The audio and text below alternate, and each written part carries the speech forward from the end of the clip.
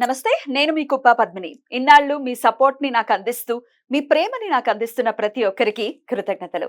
ఇప్పుడు చూడబోతున్న ఈ వీడియో కూడా ఖచ్చితంగా మీకు ఉపయోగపడుతుంది. లైక్, షేర్ అండ్ సబ్స్క్రైబ్ చేసి మీ ఇష్టాన్ని, అలాగే మీ సపోర్ట్‌ని నాకందించండి. అలాగే ఈ వీడియో పట్ల మీ అభిప్రాయాన్ని కామెంట్ సెక్షన్‌లో కామెంట్ చేసి నాకు తెలియజేయండి. నమస్తే. సూర్యోస్మి. నేను మీ విక్రమాదిత్య. ఆరోగ్యమే మహాభాగ్యం, ఆరోగ్యం భాస్కరాధీనం. ఆదివారం మద్యం మాంసం మైదనం వద్దు, ఆరోగ్యం ఐశ్వర్యం ముద్దు.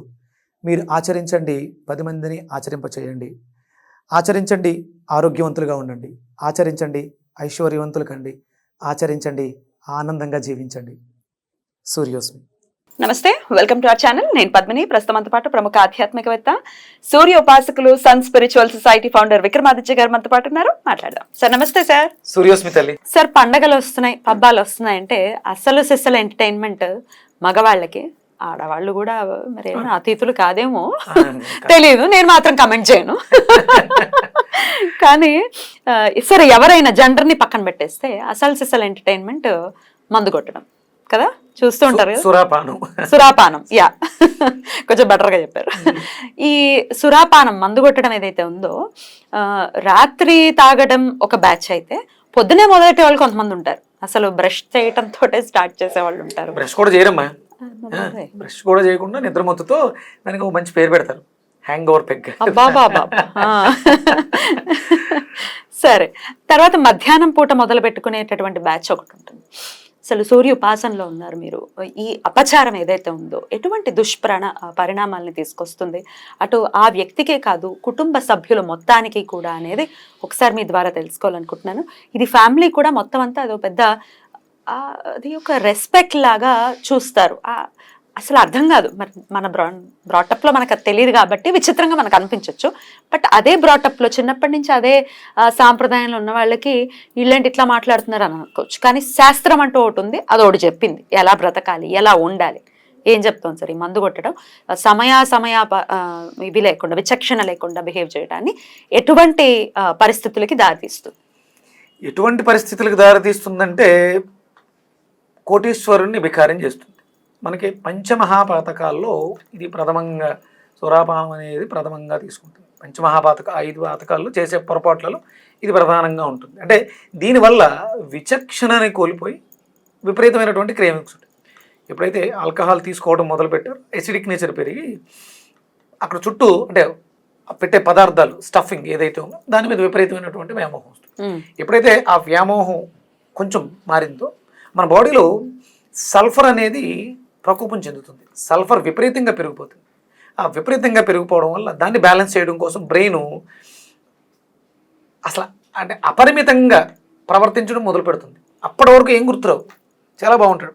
ఈ పాతవన్నీ కుండలిని శక్తి జాగృతం అయితే ఒక మనిషి ఒక యోగిగా ఎలా మాట్లాడతారు, ఇతను యోగులకే యోగిగా మారిపోతాడు. ఇతను చర్చ అది మారతాడా వాడి ఫీలింగ్? నేను ఇప్పుడు మందు కొట్టాను కాబట్టి ఐ కెన్ టాక్ అనేది, అది సైకలాజికల్ గా అట్లా అనిపిస్తుంది. నిజంగానే మారతాడా? 100%. అంటే ఆ ప్రభావం కొంచెం ఉంటుంది. ఆల్కహాల్ యొక్క ప్రభావం ఏదైతే ఉందో ఆటోమేటిక్గా అది తన మీద ప్రభావాన్ని చూపించి కొంతవరకు ఇస్తుంది. దీనికి ఇంతకు ముందు మాట్లాడుకుని ఉంటారు కదా, తాగితే ఏమైనా చెయ్యొచ్చు, నేను అసలు మనిషిని కాదు, ఇలాంటివన్నీ ఎక్కువ విని ఉండడం వల్ల అప్పుడు తనలో నిద్రావస్థలో ఉన్నటువంటి శక్తి అంతకుముందు కుక్కిన పేర్లా ఉంటాడు వాడు. ఇది ఎలా వచ్చిందంటే అమ్మా, ఇప్పుడు మరి సురాపానం అని అన్నాం, సురలు దీన్ని తీసుకునేవారు, అది పులియబెట్టినటువంటి పదార్థాలు, ఫ్రూట్స్, వాటి నుంచి తయారు చేసింది. ఇప్పుడు అది పూర్తిగా మారిపోయి ఇది ప్రమాదం, అనారోగ్యం. మీరు ఆంధ్రప్రదేశ్లో విపరీతంగా ప్రాణ నష్టం జరిగింది ఇవి తాగడం వల్ల. అంటే చాలా చీప్ క్వాలిటీ ఇవన్నీ చేయడం వల్ల. శుభ్రంగా ద్రాక్ష పళ్ళని పాత బెల్లంలో పులియబెడితే అద్భుతమైనటువంటి వైన్ తయారవుతుంది. పులియబెట్టబడినటువంటి సురాపానం దాంట్లో ద్రాక్షతో చేస్తారు. దానివల్ల ఏం పెద్ద అసలు దానివల్ల నష్టమే ఉండదు. దానివల్ల గుడ్ బ్యాక్టీరియా, గట్ హెల్త్ బాగుంటుంది. అది కూడా పరిమితం. ఒక స్టేజ్ దాటి దేన్ని కూడా తీసుకోకూడదు. ఇది ఇంకా మరీ దారుణం. ఇక మీరు అన్నట్టు మన దౌర్భాగ్యం ఏంటంటే ఆంధ్రప్రదేశ్, తెలంగాణలో పండగ అంటే మందు పొంగించడమే, మందు బాటిల్స్ పగలడమే, ఇవే. ఇప్పుడే అది ఏదైనా పరిమితంగా ఉంటుంది అంటే అది అవధులు మించి ప్రాణాపాయ స్థితికి, ఆస్తుల్ని తాకట్టు పెట్టే స్థితికి తీసుకెళ్ళిపోతుంది. అసలు అది శాస్త్రం దీన్ని పూర్తిగా నిషిద్ధం.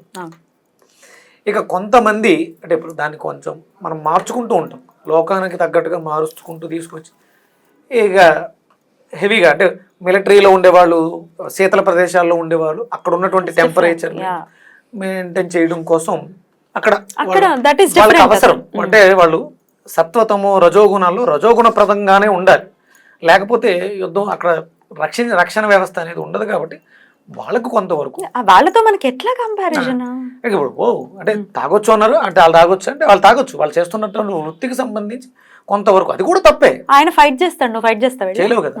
వాడు దానికోసం వాళ్ళ మనసుని ఆ రకంగా కాఠిన్యంగా మార్చుకోవాలి కూడా తాగుతుంటారు. ఇప్పుడు నువ్వు చేసి ఇక్కడ కూడా యుద్ధం జరుగుతుంది తర్వాత, తాగిన తర్వాత ఏం యుద్ధం అంటే అయితే నీ ప్రాణం పొద్దు, లేకపోతే నువ్వు ఆ తాగిన మొత్తం అవతల వాడి ప్రాణానికి ప్రమాదం తీసుకొస్తుంది, నీ కుటుంబం నీ జీవితం సర్వనాశనం అయిపోతుంది. సమయాల విషయాన్ని గురించి కూడా చెప్పండి సార్. ఎప్పుడు పడితే అప్పుడు తాగడం అసలు 100% ఇది పగటిపూట తాగితే ఇక పంచమహాపాతకాలకి ఇంకొక 10 ఎంతలు పాపాన్ని అంటగట్టినట్టు అవుతుంది. పగటిపూట మద్యపానం తీసుకోవడం అనేది చాలా దోషం.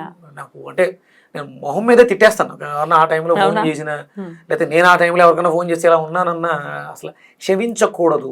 సర్వనాశనం. మనకు చాగంటి కోటేశ్వరరావు గారు చెప్తారు, కట్టి కుడిపేస్తుంది అంటారు కదా, అలా లోపలికి నువ్వు తాగిన ఆల్కహాలే నీ జీవితాన్ని సర్వనాశనం చేసేస్తుంది.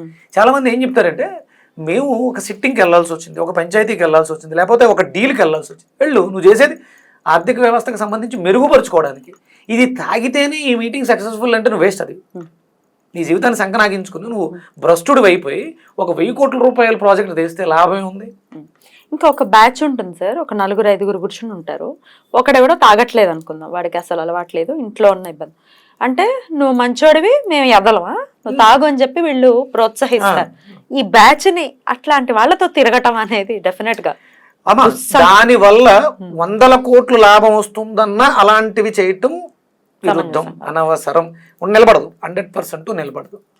ఇంకా తాగుబోతు మాటలు అంటారు, తాగుబోతు మాటలు అదేదో సామెతలాగా నీటి మీద తామరాకు మీద నీటి బొట్టులా ఉంటాయి, అవేమి నిజాలు కాదు.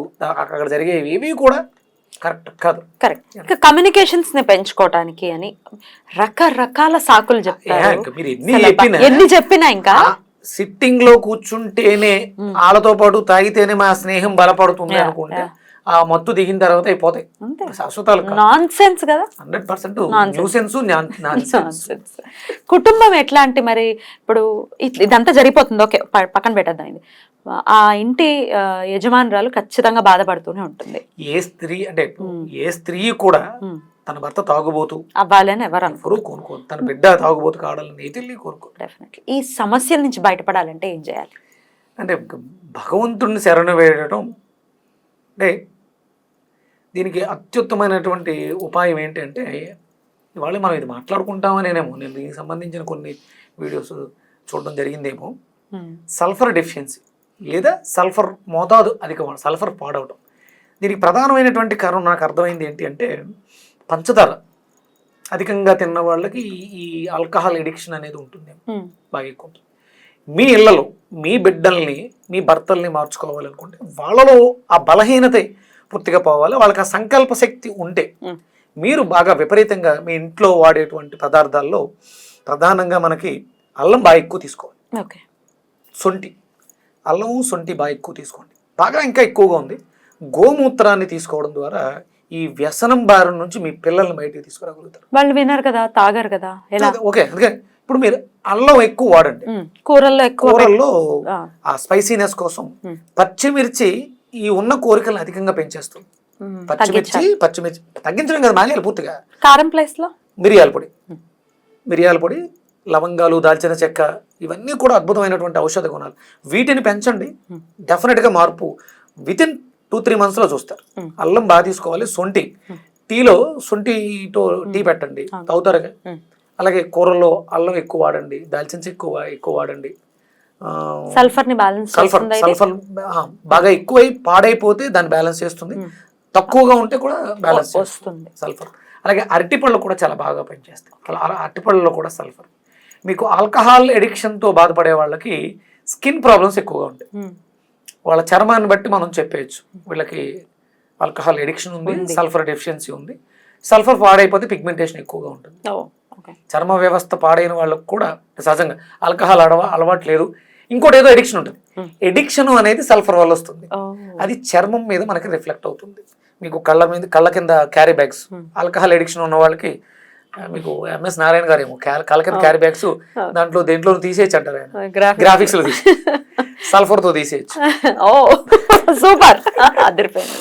ఇక దేవతారాధన కూడా ఒకసారి చెప్పండి. ఏ దేవతారాధన ఇటువంటి ఎడిక్షన్స్ నుంచి బయటపడేస్తుంది అనుకోవచ్చు?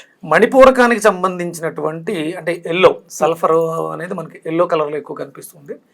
దేవతారాధనలో సూర్యనారాయణమూర్తి ఆరాధన, అలాగే మనం ఇంతకు ముందు కూడా చెప్పినట్టు ఆముదం ఆకు ఆదివారం ముక్కులో, ఆముదం ఆకు రసం ముక్కులో వేస్తే మంచిది. అది ఆదివారం పుష్యమి నక్షత్రం కలిసి వచ్చినప్పుడు, పుష్యార్క యోగం వచ్చినప్పుడు, గురువారం పుష్యమి వచ్చినప్పుడు ఆవు నేతిని ముక్కులో ఒక చుక్క అటు ఒక చుక్క ఇటు ఆదివారం లేదా ప్రతిరోజు కూడా వేస్తే కూడా ఈ సమస్య నుంచి బయటపడడానికి అవకాశం ఏర్పడుతుంది. సూర్యనారాయణమూర్తి అనుగ్రహంతో ఆరాధనతో కూడా డెఫినెట్ గా ఈ సమస్యల నుంచి బయటపడతారు. మాకేం తెలీదు, ఆ తల్లో లేకపోతే ఆ భార్య దండం పెట్టుకోవాలి. సూర్యనారాయణమూర్తికి ఉదయిస్తున్నటువంటి సూర్యుడికి నమస్కారం చేయండి, ఆయన పాదాలు పట్టుకుని దారి ఆయన చూపించేస్తాడు. రైట్, బ్యూటిఫుల్ సార్, చాలా అద్భుతంగా మాకు వివరించారు. అసలు ఇది అనుకోనటువంటి ఒక టాపిక్, మాట్లాడాలి అని డిసైడ్ అయ్యి ఉంది, మన వాగ్దేవి మాట్లాడించింది. Right sir, thank you so very much. నమస్తే.